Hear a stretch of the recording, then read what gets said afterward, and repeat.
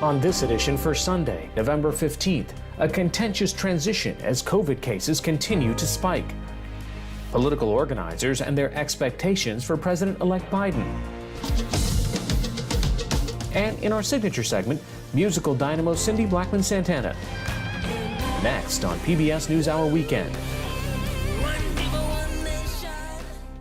PBS NewsHour Weekend is made possible by Sue and Edgar Wachenheim III, the Anderson Family Fund, Bernard and Denise Schwartz, the Cheryl and Philip Milstein family, Barbara Hope Zuckerberg, the Leonard and Norma Chlorfine Foundation, Charles Rosenblum.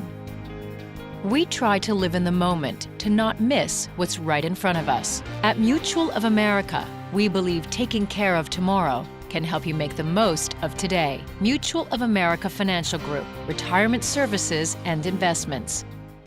For 25 years, Consumer Cellular has been offering no-contract wireless plans designed to help people do more of what they like. Our U.S.-based customer service team can help find a plan that fits you. To learn more, visit consumercellular.tv. Additional support has been provided by the Corporation for Public Broadcasting, a private corporation funded by the American people, and by contributions to your PBS station from viewers like you. Thank you. Good evening and thank you for joining us. President-elect Biden met with his transition advisors at his home in Wilmington, Delaware today, as the current president seemed to acknowledge he knows Mr. Biden won. In a tweet this morning, flagged by Twitter for unsubstantiated claims of election fraud, Mr. Trump said, quote, he won because the election was rigged. But shortly after, he tweeted, quote, I concede nothing. A group of federal and state election officials said in a joint statement Thursday, quote, there is no evidence that any voting system deleted or lost votes, changed votes, or was in any way compromised. But the General Services Administration, the federal agency which oversees the presidential transition, has not yet signed off on funding for the transition or approval for contact with federal agencies. President-elect Biden's chief of staff, Ron Klain, said the incoming administration's efforts to roll out a COVID-19 vaccination plan could be jeopardized. Joe Biden's going to become president of the United States in the midst of an ongoing crisis. That has to be a seamless transition. We now have the possibility, we need to see if it gets approved, of a vaccine starting perhaps in December, January. Right. There are people at HHS making plans to implement that vaccine. Our experts need to talk to those people as soon as possible so nothing drops in this change of power we're going to have on January 20th. In the U.S., the coronavirus continues to spike rapidly, and more than 1,200 people died from COVID-19 in just the past 24 hours. The New York Times shows an 80% increase in confirmed cases over the average number 2 weeks ago.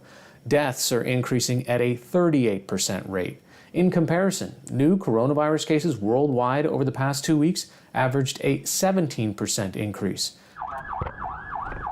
Mexico has now reported more than 1 million cases, the 11th country to reach that staggering number. In Mexico City, where the mayor tested positive for the virus last month, all bars and restaurants will be closed for 2 weeks beginning tomorrow. In the U.S., where some states are reinstating restrictions this coming week, New York City saw one sign of relief: schools will remain open. Mayor Bill de Blasio tweeted this morning that the 7-day test positivity average is at 2.57%, below the 3% that would trigger a shutdown of in-person classrooms in the country's largest school district. A federal judge has invalidated the Department of Homeland Security's suspension of DACA, the federal program that allows roughly 650,000 young undocumented immigrants to live and work legally in the U.S. Acting DHS Secretary Chad Wolf assumed control of the department last year and issued a memorandum this past July that effectively halted DACA.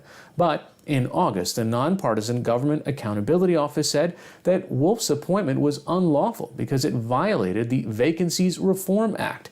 Yesterday's court ruling upheld that finding and found that Wolf had no legal authority to halt the program. We'll have more of the news summary later in the broadcast.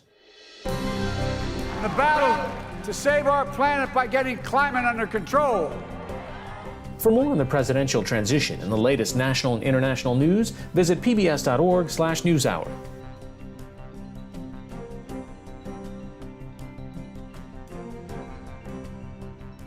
We've been reporting on the record turnout this election of black and brown voters, which helped impact the political process, especially in battleground states like Georgia and Pennsylvania. Now, with the election over, many of the organizers who helped register thousands of those voters say the fight is far from over and want Democrats to deliver on centering marginalized voices. NewsHour Weekend's Yvette Feliciano has more. In the run-up to the November elections, members of United We Dream, the largest youth-led immigrant rights organization, reached out to tens of millions of undecided Latinx and first-time voters across the country through phone banking and digital ad campaigns. I know that people like myself that have DACA have U.S. citizens in our families, that we had them and asked them to think about us when they went into the voting booth. Greisa Martinez Rosas is United We Dream's executive director. The record turnout of Latinos, of young people, of Black and brown folks have been as part of the long-term investment of organizers like myself, people in Arizona, Michigan, Pennsylvania, Wisconsin. So, I think that there's work to do, and we will not stop until we tell the story about how this turnout wasn't an accident. The black and brown turnout did not go unnoticed, as President-elect Joe Biden acknowledged in his acceptance speech last Saturday night. The African-American community stood up again for me. You've always had my back, and I'll have yours. I'm not one for empty platitudes. The Democratic Party owes a great deal to the Black electorate, and it's time to pay up that tab. Black Lives activist and writer Sherelle Brown is based in Atlanta, Georgia, where politician Stacey Abrams is credited with delivering hundreds of thousands of votes for the Democratic Party. There will be a number of articles that praise Stacey Abrams, that praise Black and brown voters, but whether that translates into actual material benefits for those same communities is still the question. Brown recently wrote an article for Essence magazine, where she argues Biden's proposals for addressing anti-Black state violence aren't radical enough. The right has done this really wonderful job, actually, of painting President-elect Biden and Vice President-elect Kamala as this very anti-cop socialist ticket. But nothing could be farther from the truth. Biden and Harris both support giving more funding to police for things like anti-bias trainings or to diversify the force. According to the American Election Eve poll 2020, which surveyed more than 15,000 registered voters, Black voters named discrimination and racial justice as the second most important issue candidates should address after the coronavirus pandemic. If only whites had voted, President Trump would have been reelected with about 56 or 57% of the vote. Gary Segura co-founded the polling and research firm Latino Decisions, which helped produce the American Election Eve poll 2020. He's also the dean of the Luskin School of Public Affairs at UCLA. He says the media's homing in on Trump's success with Latinx voters in Miami-Dade County in Florida and the Rio Grande Valley in Texas paints a misleading picture of this year's Latinx voting bloc. You're talking about a population that voted about 70-30 in favor of Vice President Biden. We think that Puerto Ricans probably gave as much as 71% of their vote in Florida to Vice President Biden. But it gets overlooked in Orange County and along the I-4 corridor because we spend all of our time talking about Cubans and Venezuelans and Dade. Segura says, though Latinos voted in higher numbers for Barack Obama and Hillary Clinton, 7 out of 10 voted for Biden in November, which is still above the historical average. The Latino margin will exceed the victory margin in Nevada and Arizona and New Mexico and Colorado. Latinos will have elected Senator Hickenlooper, Senator Lujan, and Senator Kelly. We think Latinos gave over 120,000 vote margin to Vice President Biden in Philadelphia in the Southeast Pennsylvania region, which means without Latino votes, you would not have had the Vice President carry Pennsylvania. This is also true for African Americans, of course. So like in all victories, there are many owners, right? Both Sherelle Brown and Greisa Martinez Rosas say a Biden presidency might mean more favorable conditions for their political organizing, but their fight is far from over. Look at what's possible when people feel that they are part of the voting process, right? What Democrats should do instead of diluting the message or spinning away from their most consistent and loyal voting bloc, it's opening up more pathways for folks to be a part of the process. How do we make sure that we are ensuring that Black folks and immigrants and queer people and women are not only being heard, put part of policy agendas, but as a culture, ensuring that there's restitution for those of us that have been directly in the target of Trump, which is why it's going to be so important to heal as a nation, to ensure that we are owning of the things that happened on our collective watch, and to be really committed to bold shifts in our society.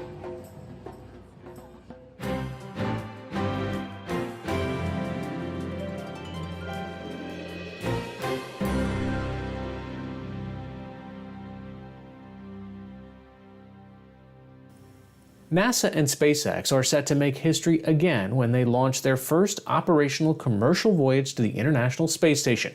The initial launch was scheduled for yesterday evening, but delayed due to weather. The next window for the launch, with 4 astronauts aboard, is scheduled for 7:27 Eastern Time tonight. I recently spoke with Dave Mosher, senior space correspondent for Business Insider, about the anticipated flight. Dave, we were supposed to have a launch and it was delayed. Any important reason why? So SpaceX likes to recover the rocket boosters for this Falcon 9 rocket, this 230-foot tall sort of giant rocket that's going to launch these astronauts into space. This saves them many millions of dollars every launch. We're not quite certain how much. And they didn't have all the equipment they needed in place to recover that booster, in particular a drone ship, which will go out into the Atlantic Ocean and be there to sort of catch the rocket when it lands. While space travel seems commonplace because we've been doing it for decades, this is still a giant experiment. There's nothing routine about this mission. It is very much an experiment, just as spaceflight has always been since the very beginning, because we haven't hit that cadence, that repetition of flight, and anything can still go wrong. We're still really trying to understand these vehicles, and therefore they're dangerous, and they have a certain amount of risk to the people who are flying them. And this one we're talking about, I mean, humans have only been on it once before successfully. That's correct. So Demo 2, which launched back in May, this was a demonstration mission by SpaceX for NASA to show that, yeah, we can get people to and from space safely, and therefore that's going to give us all the data we need to get through this very lengthy certification process that they've been working on for, the better part of a decade. This constitutes the second crewed flight of the Crew Dragon spaceship and the Falcon rocket, and all of the other things that go into it, the recovery operations, the ground control, mission control. This is all very new territory for SpaceX. They're still learning how to do it. They've shown they can do it very well, of course, on Demo 2, but, anything can happen. What's this mean now? If this one, let's say it goes well, does that mean that this is our system, that we're going to send people up periodically this way? This is kind of the very beginning of what could be a very fantastic era in the human race, for the human race. We are talking about the first certified commercial spaceship. This means anybody can go on it, and that includes Tom Cruise, or maybe a TV contestant through Space Hero. There's all these passengers who are sort of chomping at the bit to get on the space vehicle. So we are talking about, if this mission succeeds, we are going to have another demonstration that this vehicle is apparently safe to fly, and we're going to see more passengers go up more frequently. And it's also the beginning of an era for SpaceX. They're going to be in space continuously with humans from this point forward. And at some points, they're going to have 2 spaceships with people inside in space as they rotate these crews on the International Space Station. Finally, this is happening in the middle of a pandemic. What are some of the challenges here that they're experiencing now that they had less of last time? I mean, one challenge we just saw was that Elon Musk, the CEO, chief architect, and founder of SpaceX, tested positive for COVID-19 just a few days before launch. And NASA had to go and backtrace all of his contacts over the past 14 days to make sure that he didn't interact with anyone or the astronauts that would have put them in danger. Because what you don't want is the coronavirus going to the space station and this tight, air recycled sort of facility. Like, you don't want that to happen. And on the ground, we have all of these people who are working to prepare the vehicle, to check the vehicle, to put stuff inside of it, very sensitive cargo. So there's all of this stuff that has to be done during the pandemic, and it's just added this several extra layers of challenges. So that the fact that we're seeing this happen relatively on time is a kind of an amazing thing in of itself. And I think it bodes well for SpaceX and NASA that they're able to do this and apparently pretty safely. Dave Mosher, Senior Space Correspondent for Business Insider. Thanks so much. Thank you for having me.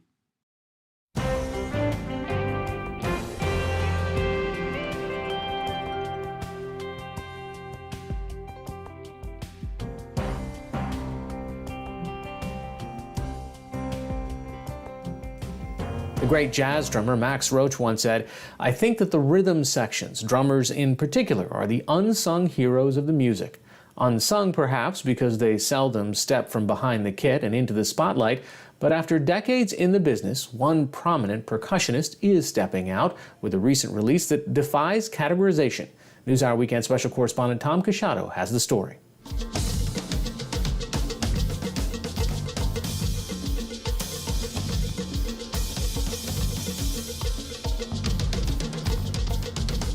You might say Cindy Blackman Santana was born into her vocation.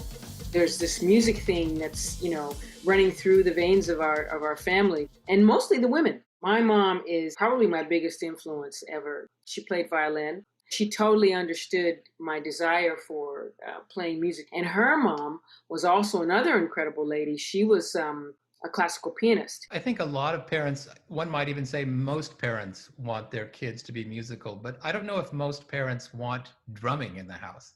No, they don't.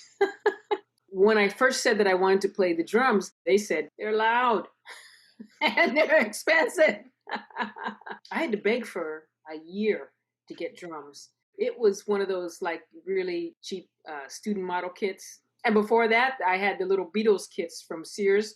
They had the little blue Beatles design on the front and on the bass drum head. She recalls being 11 and visiting an amusement park near her Connecticut home, where it wasn't the rides that attracted her. I heard music, so of course I gravitated over there, and I tried to walk in the door thinking I could get in with my little ticket. And they said, "You can't come in, you're a minor," because they were serving alcohol. So I snuck around to the side window and I peeked in, and I saw this guy with these hands like fast as lightning. I'm like, whoa, who's that old guy?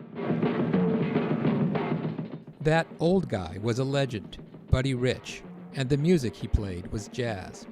She began to see a path for herself. It led next to a drum clinic where she heard jazz fusion pioneer Tony Williams. And when he walked out, he had the attitude, which was so confident and so full of life and energy. It was just incredible. And then when he played,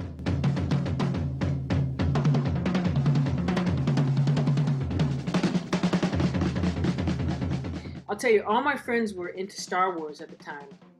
And I went to see Star Wars. To me, it was boring after seeing Tony. That's how incredible Tony Williams was. Soon, the young drummer was accepted to Boston's prestigious Berklee College of Music, and from there moved in 1982 to New York, where some great jazz pioneers still plied their trade. That was an incredibly special time because Miles was walking around and alive and well, Dizzy, Elvin, Max, Dexter Gordon, Art Blakey. Blackman befriended and played with Art Blakey, and before the decade was out, she was leading jazz groups and cutting albums of her own.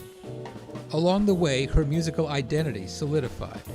I'm a jazz musician, that's who I am. I just can't stop it. It's what I'm designed to do, what I'm designed to be. It's who I am. She didn't mind, she says, that women drummer role models were in short supply at the time. There weren't any women to look up to, but I didn't look at drumming like that, so I didn't feel like I was blazing a trail. I just felt like I was following the music that I loved, and I was following the drummers that I loved. I didn't care if they were women, men, or whatever. And what about the way you were treated? Did you ever experience sexism as a drummer? Oh, surely, yeah, definitely. But that's nothing that I aligned myself with for very long, because it has nothing to do with my intention, has nothing to do with my heart, has nothing to do with my playing. I really learned very early on just to roll that off. So you started leading your own bands, you're playing jazz, you're playing with great jazz players, and all of a sudden you wind up in a video with Lenny Kravitz doing Are You Gonna Go My Way?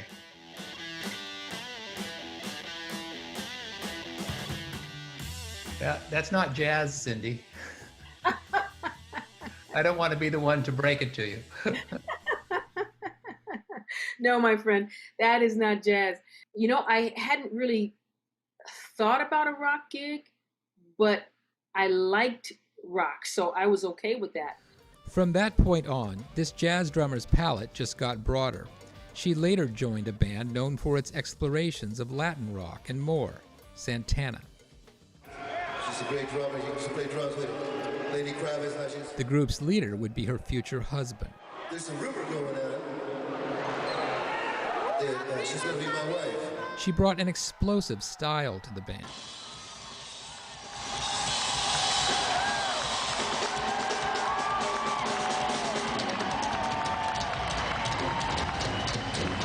Cindy is like Bruce Lee on drums because she's very devoted and dedicated and disciplined. So there ain't nothing cute about, Cindy playing drums. You know, the drums is the seat that really propels the music. You know, drums are the driving force. And we do it acoustically, where if you're playing, an instrument with an amp, you can just turn that down. You can turn that up or down. But drummers, we do that with these.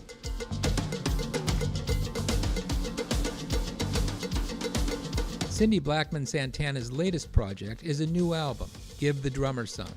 And to call it eclectic almost understates the case. It includes fusion, pop, hip-hop, and of course, jazz. She has a very distinct sound that she loves, a lot of command of her instrument. Grammy-winning producer Narda Michael Walden worked with her on the album. And she's very fastidious how she wants her things to sound. The record also has something brand new for her, lead vocals, including her unique take on John Lennon's Imagine. When I was thinking of it as a message that I liked and that I wanted to play in a rock funk kind of way. Doing a rock funk Imagine might be something a young jazz drummer never imagined. But at this juncture of her career, it makes perfect sense to Cindy Blackman Santana. Drummers, we play with so many different people. Our job is to make that band sound as great as possible. And so we have to adapt with different rhythmic situations, with different textural situations. And, I just really wanted to put out a record of a collage of things that I love. John Lennon. Peace all over the world. This is PBS NewsHour Weekend, Sunday. Today, the leader of Ethiopia's separatist Tigray region claimed that his forces had fired missiles at the neighboring country of Eritrea in an escalation of what may become a civil war in Ethiopia. Tigrayan leader Debretsion Gebremichael told the Associated Press this morning that the attack was retaliation for Eritrea sending its troops into the region. The Eritrean government did not comment on the accusation. The Tigray region occupies northern Ethiopia, where it borders Eritrea and Sudan. Violence in the region has been escalating for 2 years. The fighting has forced some 25,000 Ethiopians from their homes into neighboring Sudan. In Israel today, a government agency opened bidding for construction of more than 1,200 new homes in a settlement near East Jerusalem. The settlement occupies a contested area that the Palestinian Authority claims as its capital under a two-state solution. The new homes would also seal off East Jerusalem from the Palestinian town of Bethlehem. The move comes just over a month before the inauguration of President-elect Biden, who has objected to Israel's settlement in the past, and days ahead of Secretary of State Mike Pompeo's planned visit to an Israeli settlement in the West Bank, a stop previous U.S. Secretaries of State have avoided. A human rights group says that more than 500 people in Belarus were arrested today as anti-government protests sweep the country. In the capital city, police used tear gas and water cannons to disperse thousands gathered to protest President Alexander Lukashenko, who was re-elected in August under questionable circumstances. Tens of thousands of people have taken to the streets every week since Lukashenko's re-election. Today, protests came just after an anti-government demonstrator died of injuries reportedly from a beating by security forces.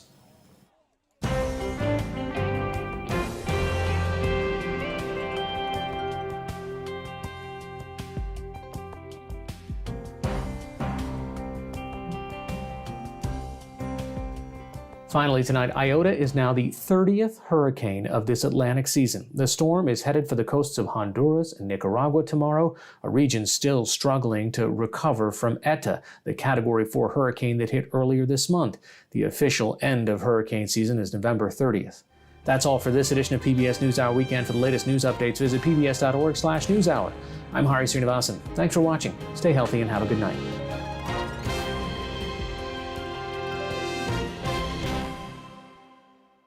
PBS NewsHour Weekend is made possible by Sue and Edgar Wachenheim III, the Anderson Family Fund, Bernard and Denise Schwartz, the Cheryl and Philip Milstein family, Barbara Hope Zuckerberg, the Leonard and Norma Clorfine Foundation, Charles Rosenblum. We try to live in the moment to not miss what's right in front of us. At Mutual of America, we believe taking care of tomorrow can help you make the most of today. Mutual of America Financial Group, retirement services and investments. Additional support has been provided by Consumer Cellular and by the Corporation for Public Broadcasting, a private corporation funded by the American people. And by contributions to your PBS station from viewers like you. Thank you.